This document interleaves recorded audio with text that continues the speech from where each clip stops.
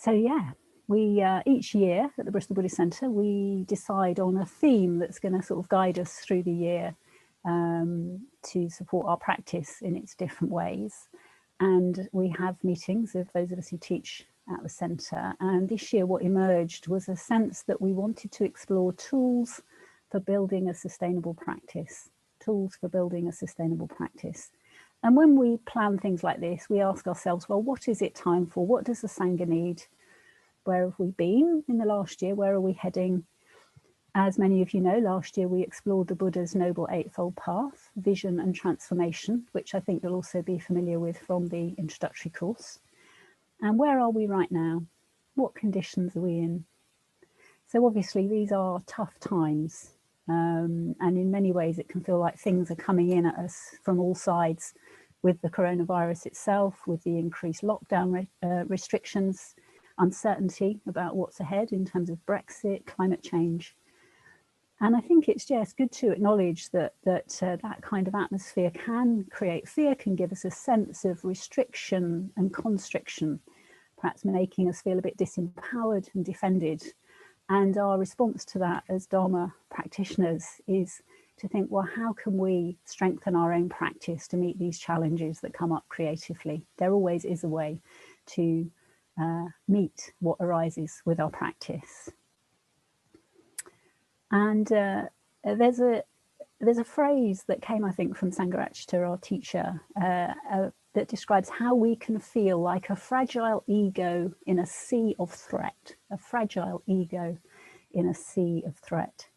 It can be a way in which we can be a bit defended and just feel quite fragile with what's happening around. And for those of you who were here last autumn, I wanted to take us back to an image that I shared of a way of looking at this. And I'll tell you what it is before I show you, because I drew it and you may not get it immediately because I'm not the best drawer.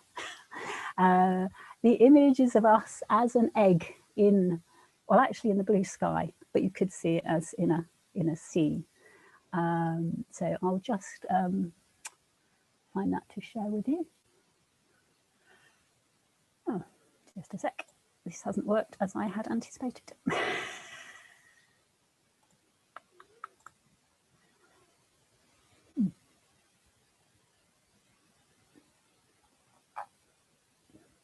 It's a bit strange.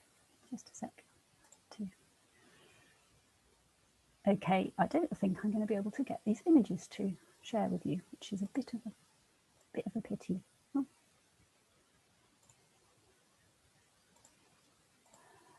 Let's have one more look.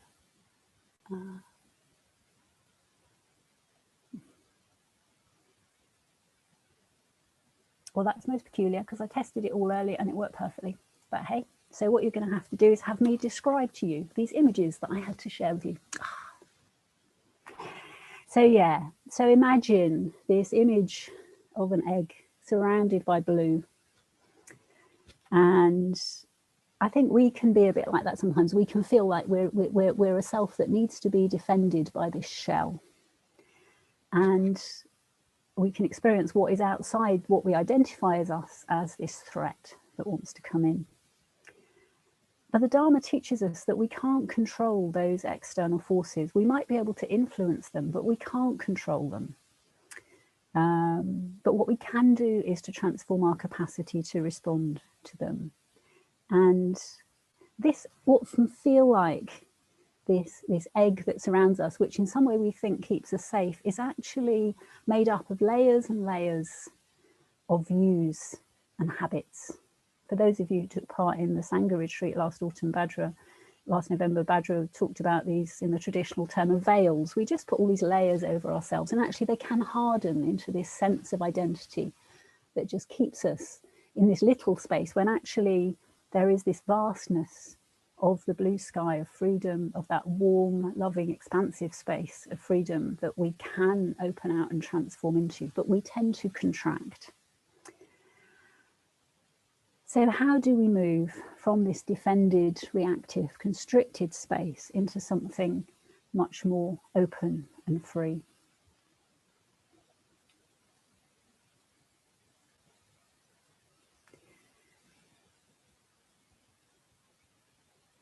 Dharma practice teaches us how we can grow beyond this limited way of being into something much bigger and freer. We could imagine that just as an egg, the chick inside the egg turns into a bird that can fly free in the blue sky on strong wings. And ultimately, that bird isn't different from the blue sky. We're all ultimately open and empty, a whole combination of conditions that arise and pass away, in just the same way we can allow ourselves to grow and transform. And the Buddha himself used lots of images and metaphors like this, and they can really help us as tools in our practice if we feel a response to them. And I wanted to mention this because not everybody does respond to these images, and sometimes there'll be an image you respond to and sometimes there isn't. And there are other ways of presenting the Dharma which don't use images. There are different ways to approach communicating the Dharma. But for this evening, I wanted to stay with this image and just see what happens with that and how can we grow free from the dukkha, from the suffering that comes from trapping ourselves inside this eggshell of our fixed views and habits. So really, I suppose you could say this entails imagining yourself as the little bird that has the capacity to grow free of that egg and to be free to course in that blue sky, loving awareness, creativity. So all of us here have actually pecked a tiny hole in that egg that we build around ourselves. That's what we talk about as that glimpse of vision that we experience.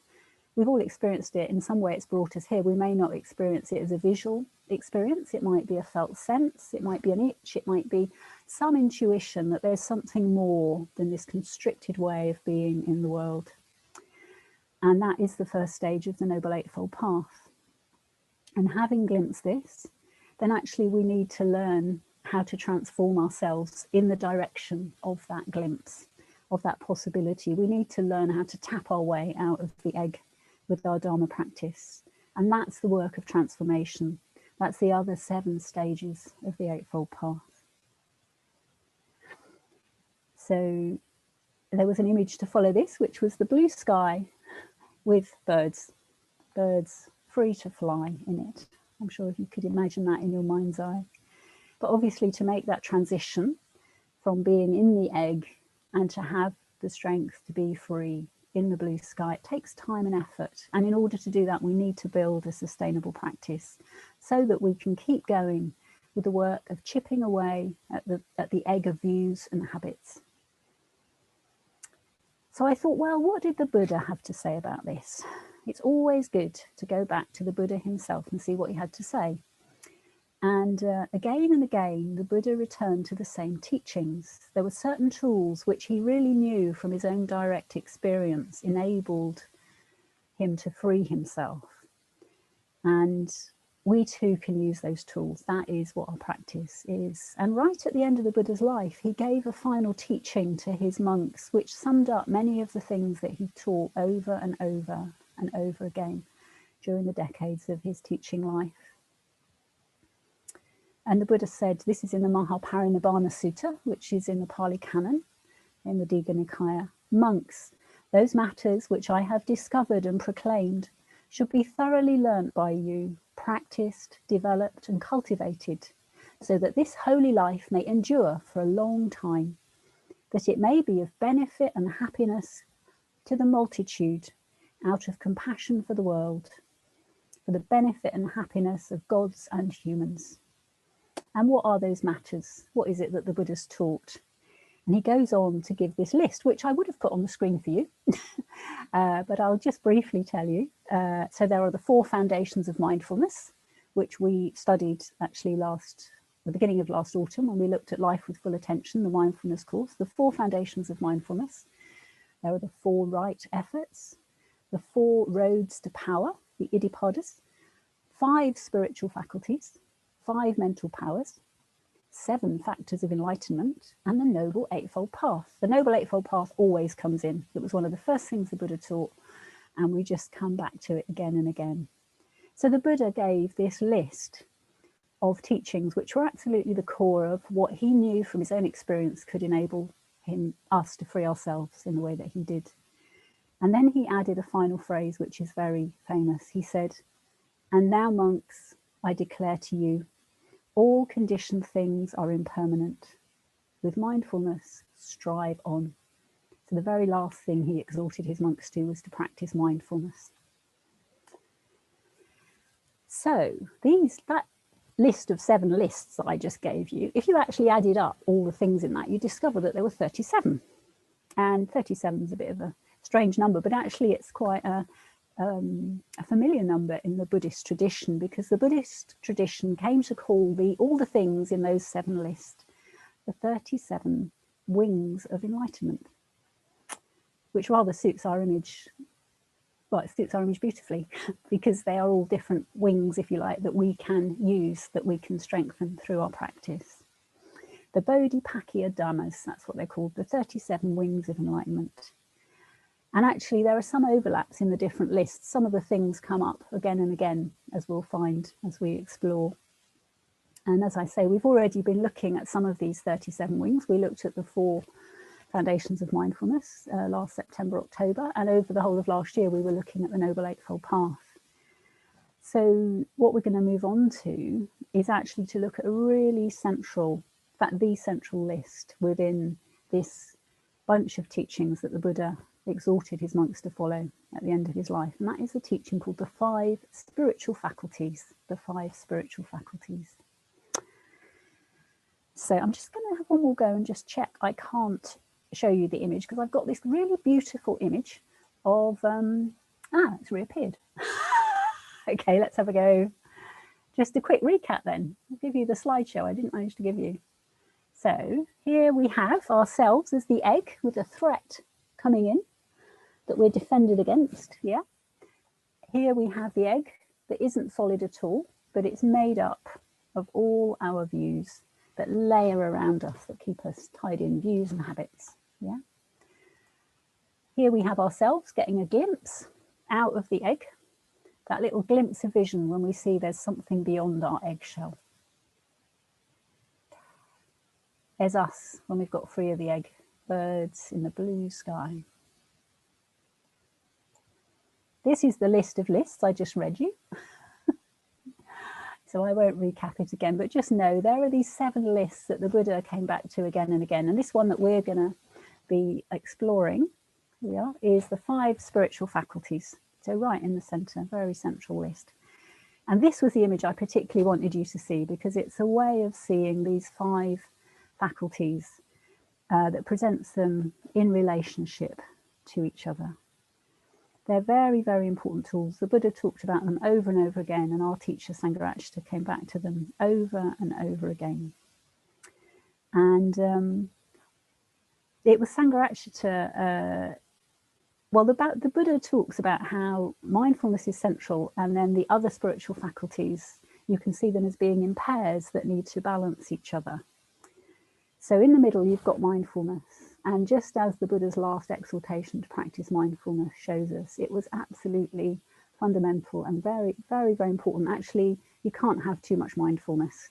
So mindfulness is like the essential anchor amidst these 5 spiritual faculties.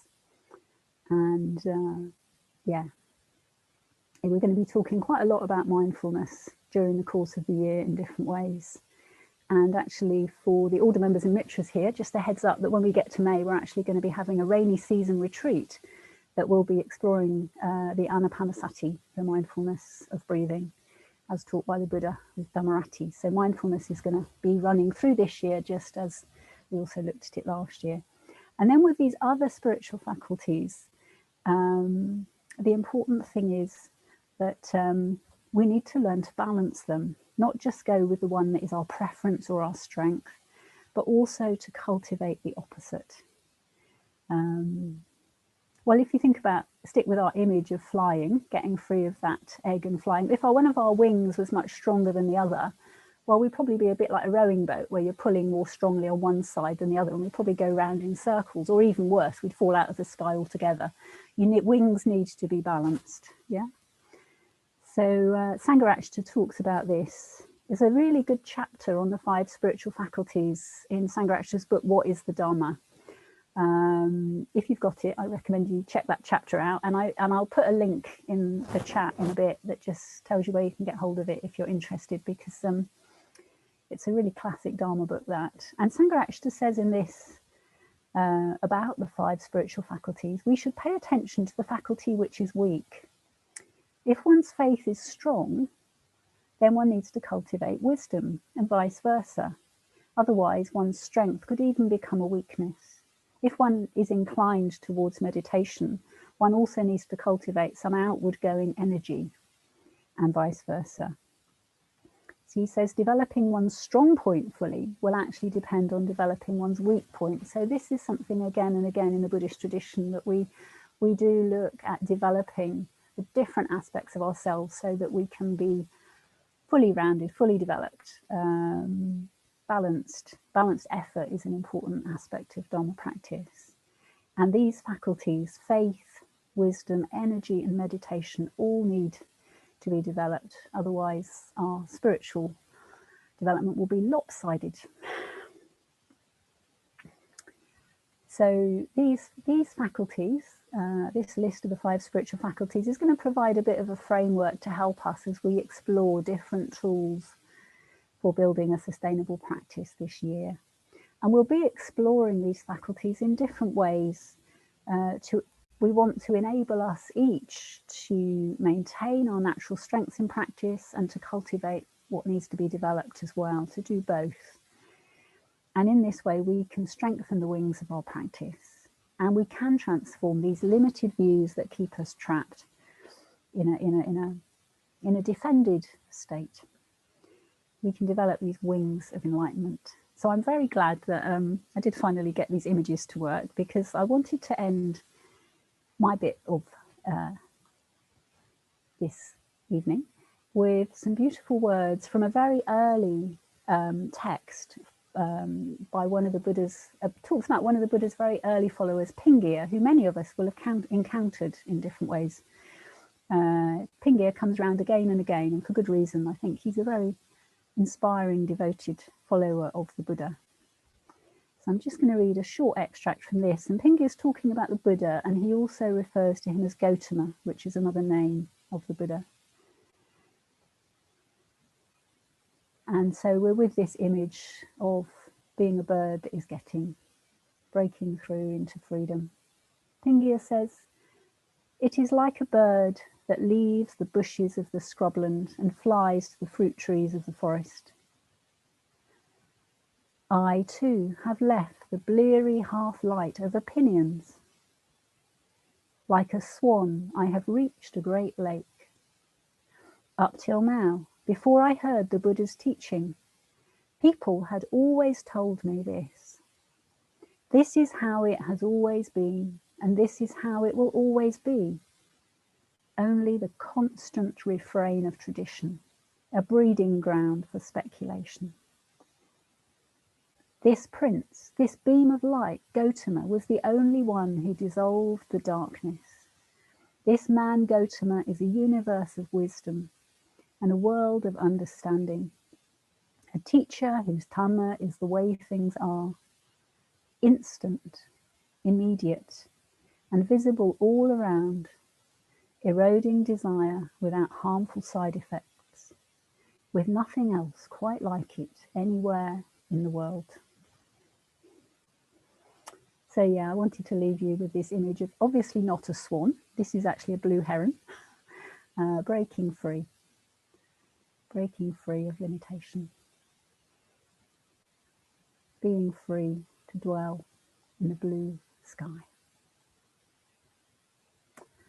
So I'll just pop that link in the chat for you about the Dharma book I mentioned, and I'll hand you over to Surya Daya, who's going to pick up the thread from there and take us forward.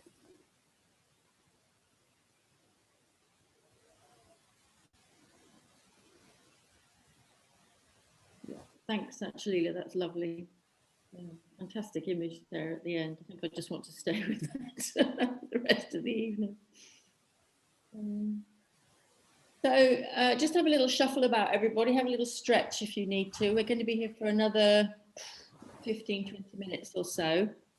I'm going to be saying a little bit more on the subject, but just do what you need to do to make yourselves comfortable. And if that means, you know, getting up and walking away from the screen, walking around to listen, that's fine. Whatever you feel comfortable with. So yeah, great introduction there. Thank you very, very much, Sachalila. I'm not going to say a huge amount more, but what I want to do is to try to flesh out a little bit more about each of the 5 spiritual faculties. I'll just call them faculties from here on in. It's just a bit less of a mouthful. So the first thing to say is that it's important to understand that with these faculties, we're not talking about some kind of, you know, lofty, difficult to attain qualities which are kind of out there to be sought after. They are already very much with us and in operation in our psychology and in our behavior, albeit in a kind of humbler form. So, for example, if we manifest confidence in higher values, we express a belief in a better, or the possibility of a better way of living and being, you could say that we're expressing faith. And if we think deeply about the realities of life when we encounter suffering or sickness or impermanence, for example, and we try to understand them, then you could say that we're practicing, or we're thinking it with wisdom. If we put our energy into doing things that benefit ourselves and other people primarily, then that's virya, energy in pursuit of the good. And if we apply ourselves to focus and to concentrate and to quieten our minds, then that's meditation. And finally, if we give our experience our full attentive awareness, then of course that's mindfulness. So what we're aiming for when we're learning about the 5 spiritual faculties is to bring them much, much more into awareness and to refine and to clarify and to detect the patterns and the relationships between them in order to use them kind of skillfully as sort of signposts to transform ourselves. And then the big question is, well, why? You know, why do we need these maps and lists and signposts that the Buddha so frequently used to teach with, and which Sachalila has elucidated for us? And I think for myself, my starting point has to be, you know, why maths? Why do I need, what do I need to learn all these lists? Do I need to learn all about all these faculties and these 8 this and these 5 that and these 4 things? And the answer is yes. And I think it's because my starting point anyway has to be that I have to acknowledge that I am just not in control of my mind, because that's what I learn when I sit and I meditate. My mind is often just an almighty churning tub of activity full of all sorts of things, you know, ranging from thoughts, memories, images, ideas, plans. And then on top of all those, you have all the emotions that sort of overlay them. And much of it is seemingly kind of beyond my control. You know, the image I have is of those machines that sort of spew out the lottery balls. I was describing this recently on a women's morning. You know, they kind of just sort of spew out at random, and each ball is a sort of successive mental event. And sometimes I can say to myself, is there order? Is there balance? Is there harmony? And not a lot, quite a lot of the time, if I'm honest. And most especially if I am in states of negativity, perhaps because of illness or anxiety. And then I can get completely lost. I can literally lose my way. I can come off the rails. And I think, you know, the Buddha, Gautama, saw deeply into this. He saw deeply into the nature of the human mind. And hence, the formulations and the lists. All of them are roadmaps. They're ways of getting back on the rails and back into balance, and signs that point to the way out of here, you know. In other words, you know, off the wheel and over there on the spiral. And these 5 spiritual faculties are one such very, very important map of how to recognize, and then to marshal, and then to bring balance to what is happening in the mind. So now to go back to these 5, there are the 2 pairs, faith, which is kind of balanced by wisdom, and then there's virya, balanced by samadhi, meditation. And in the middle, crucially, mindfulness. And mindfulness is the axle, the pivot that holds it all together. So I'm just going to say a little bit more about each one as a spiritual faculty. So the distinction here is between, you know, what's already operating in us, and then thinking more about elevating this to the status of a spiritual faculty. And as I do this, I'm going to ask you to kind of feel into exploring which ones you feel drawn to, which ones are perhaps weak, which ones are strong. We're all very different. We're different types, and it's very, very helpful, in fact, even necessary, to cultivate the ability to see sort of where you are on this. Oh, well, it's a mandala, of course. So firstly, there's faith, Shraddha. Now, as a higher faculty, this is the expression of faith that we can all awake, just as the Buddha himself did. And faith is not just a belief, and it's not just a feeling. It's a whole total emotional response that we can touch or experience when we're confronted or we come into contact with some form, enlightenment in some form. You know, you might feel it when you look upon an image of the Buddha, or you bring him to mind, or when you hear a really great talk or a poem that lands, you know, deep inside you, or you chant a mantra, or you're moved in a puja, or in art or in nature.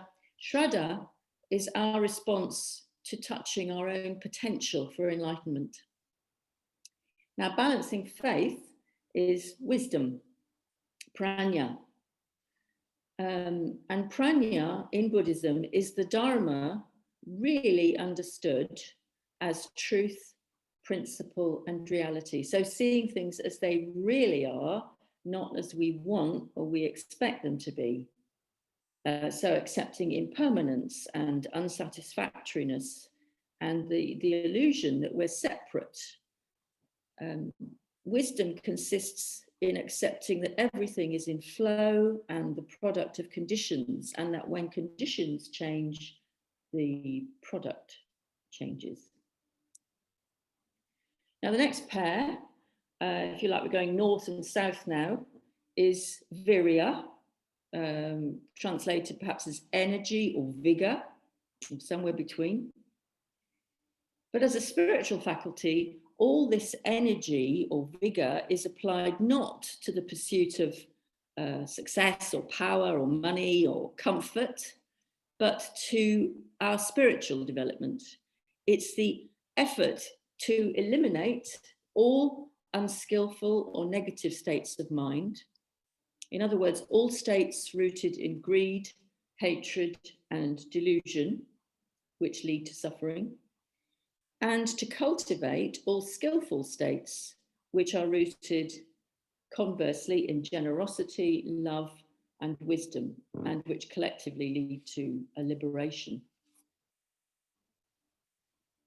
And virya is balanced by samadhi. And samadhi really is more than meditation.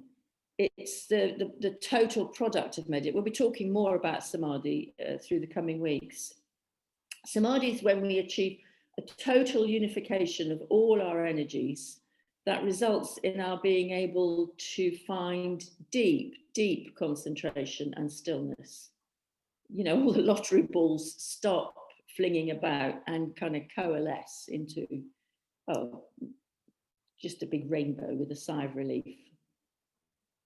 If I want to kind of click into the feeling of samadhi, I think of the story of the young Gautama, remembering when he brought to mind his recollection of sitting under the rose apple tree in a state of complete contentment and concentration, bliss even, watching, when he was a boy, watching his father in the fields. Mindfulness, or sati, is at the center. It's the hub.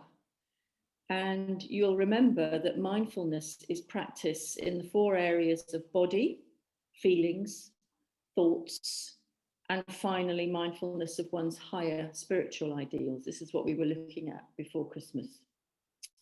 And mindfulness must be brought to all the other faculties if they're going to be understood and developed. But mindfulness doesn't need to be balanced itself.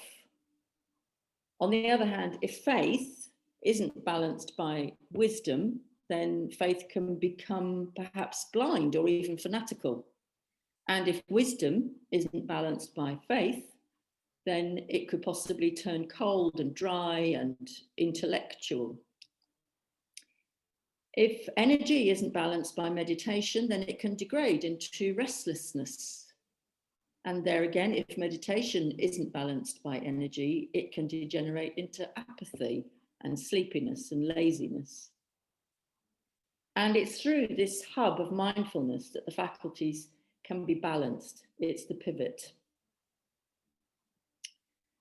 So the whole objective here is to explore this over the coming weeks and months in ways that I hope we'll begin to find relevant and illuminating for ourselves and for our practice. And I'm just going to finish giving a little example of, something that actually came up for me while I was reading and studying about the spiritual faculties. And so the point I'm wanting to make here is that, you know, these spiritual faculties can be applied, understood. It can be very, very deep. We can go very, very deep with them, clearly. But arguably, we can begin to sort of get a handle on how they're operating in our lives with ordinary, everyday situations. So here's one. So while I was preparing a talk on this, I accidentally left my phone behind at somebody's place on the other side of the country. And I was without it for about 5 days, my mobile phone. I arrived home and of course discovered, you know, that moment where you kind of look in your handbag and think, oh goodness, where has it gone?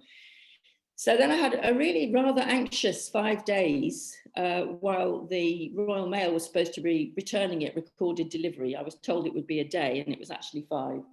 So it's just really, really interesting to observe my successive mental states around this, because of course the first one was a kind of horrified anxiety, and I'm lost without this, and getting thrown into a bit of a panic. But somewhere along the line, I started to think, well, if I was sort of to apply the faculties, what's actually operating here? And there I found it actually got really interesting, because in its way, it wasn't a super serious situation, but I was experiencing it as, you know, quite strong. So actually what came up for me was, by applying mindfulness, sort of noticing that in terms of faith, there was a lot of doubt, you know, the kind of the counter, the opposite of faith is a kind of doubt. Thoughts like, I will never get back to normal, it's going to take ages to sort it out, somebody's going to steal it, the post office are unreliable, all this sort of stuff, you know. And then working against that, again, in the area of faith, you know, being able to sort of think, well, you know, there are other ways to communicate. Post office have always been good for me. Might be a good thing all round, you know, who knows? So it's just interesting to watch that sort of, you know, continuum functioning there on faith. And then on the other side, what came up for me was wisdom as a way of counteracting my anxieties, because, you know, again, the opposite of wisdom is ignorance. So there were views coming up like, I can't exist without it. This is a calamity. It's essential to my life. I've, you know, just lost an arm, that sort of stuff. But very, very readily able to apply wisdom and say, you know, it's just a phone. it's not forever. Relax, let go, and you'll feel much better. And then most interestingly of all was if I actually brought mindfulness to what was actually going on for me in terms of thinking and emotions, my actual experience was, you know, you're really having rather a nice week here. You know, this is very peaceful. It's you're not scattered, you're not distracted.